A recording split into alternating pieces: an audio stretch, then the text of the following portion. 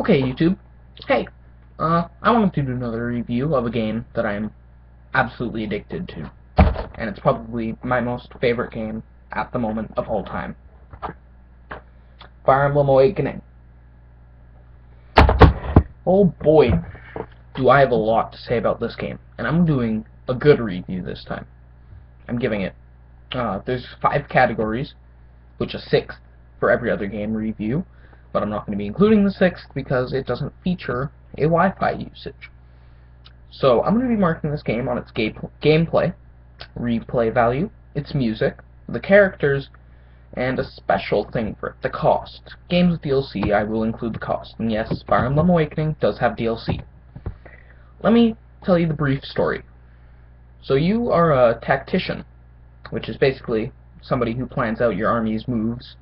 They help the army out, etc. They're like in charge. You get to design your character, male or female. You can make them short, tall, long hair, deep voice, blue hair, whatever you want, basically. And her name, give them a birthday, which I'll get to that birthday thing in a minute or two. Yeah, other than that, it's a strategy game, but with the joke, a meme, sort of, Fire Emblem Awakening, the marriage simulator. Which I'll get into that during probably gameplay. Which is, let me continue the story. So you wake up, and you are awoken by 3 traveling people. The somewhat main character, you and this person are the main character, Chrom, his younger sister, Lisa, and basically their protector, their Chrom's servant, basically. He serves Chrom and Lisa, Frederick. So from there, you raise your army, you start wars with the other nations that are attacking you. There's some plot twists, some dark stuff. You get married, have children, go get your children to fight with you. It's just a fun. Alright, let's get to gameplay. The gameplay is like most strategy RPGs, but this features a pair-up system, which I haven't played many of the other Fire Emblems. I've played the Game Boy ones, and I know that there's somewhat of a pair-up system, but it doesn't give stat boosts. It's to carry people to a place where they can't get hit. So, when you pair up for enough fights, they'll grow bonds, they'll get closer, and then eventually they'll get married. These bonds give them things from stat boosts, usually small, but then about the marriage point, they're huge. Which when I pair up with my wife in the game, Naui, she gives me like 10 attack, 10 magic, but when we were at sea, she gave me like 3 attack, 3 magic. So it's a pretty drastic boost.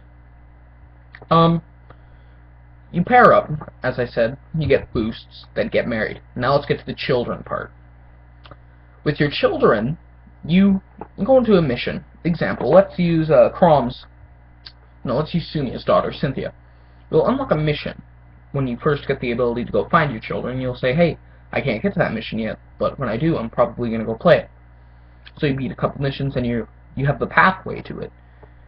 Which, the map in this game is like a huge map where you walk around to little landmarks on a set course, with some side missions put there, paralogs as they're called. Your main story is the main story. Chapters, like chapter 1, and then the last chapter is just called Endgame. So like, you go to the Cynthia level, and you'll see, oh, look at all, there's a bunch of enemies, but there's one person who sticks out, and that's the child. You either have Chrom go talk to them, or you have the corresponding parent, Cynthia, with Sumia. So, it's pretty cool. Let's get to the replay value. But before we do that, I forgot to give you the mark on gameplay. I gave it an 8.5. It's actually pretty fun. Levels vary, enemies, but like certain quests, like random little side quests, not the paralogs, with random zombies called Ryzen. They'll come, and you can fight them for some experience and some money. And it's pretty addictive after a while. But sometimes it can get boring. I would have given it a 9.5 or a 9, but it gets pretty boring after, like, me, who's put over 230 hours into the game. Grotesque amount. The replay value.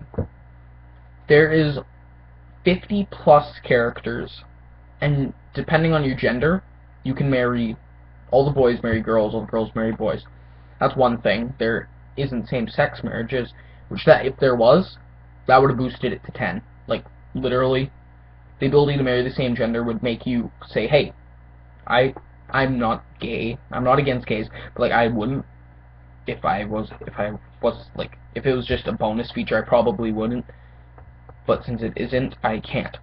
But then you fill up your support log, you can view their conversations, you get a nice CGI with them with full voice acting in 3D. And the 3D is pretty nice. With 50 plus marriages, different hairstyles, like your character can marry 50 people, and like your children can marry other children, your friends can marry other friends. It's insane.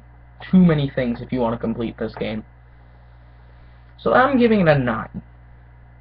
Now the music. There is some amazing tunes in this game. I personally like the final boss theme, not bass, drop the bass. Final boss theme. I like the side skirmish theme. I like this song called that's the challenge. There's one called Ablaze, like Ablaze versions, and you can find out like a lot of those versions. It's got really good music, but for me, a lot of the music doesn't fit my tastes. I mean, I know I'm not going to turn on Fire Emblem, and it's going to be all fast, beat, action-packed music. It's going to be some of that, because there's a lot of fighting in the game and drama, but there's got to be some slower tunes for sad or happy moments. So, I'm giving it a 7.5. It's not the greatest soundtrack in a Fire Emblem game, but it's pretty good. Let's get into the characters. There is, as I said, 50 plus characters, including even like DLC, where you can go get like Marth, you can get Roy, Lynn, Erica, Katarina, all the old characters. It's cool. The characters, they're the ones that you can support with, and they can support with others. They are funny. It's either you have the awesome Chrom, who is the one, like the leader. You have Cherche, who's the kind of awesome rider who gives birth to anime Batman. You have Keelam, who nobody notices. You got Morgan, your daughter, who knows nothing about the mother, but knows a lot about, somewhat about you. Doesn't even know she's from the future, which is where the children come from. So, the characters a 9. Really creative. A few are the same, but they try to mix them. Let's get to the cost real quick, because I'm running out of time. So, Fire Emblem itself is about $40 to $45. And then you hear about the DLC, and you're like, oh, there's going to be a few extra maps. No. There's about 30 maps extra. And it is spendy. You can use $6.50 or so to buy 3 maps, or you can use $3 or so to get one individual map. But I would suggest getting all the maps that give you items first. If you're wanting to start the game, I would suggest getting the Golden Pack, Rogues and Redeemers 3, Smash Brethren 2, what is it? Lost Bloodlines or something, 2 and 3. I would suggest getting that, which is about $20. Now, in total, the cost is about $90 to $100. They give you the game completed, of course. It's not one of those games where the DLC is required. They give you a complete game with a few side things. Well, it's not fully complete. It's the items. But they're only extra abilities and two new classes.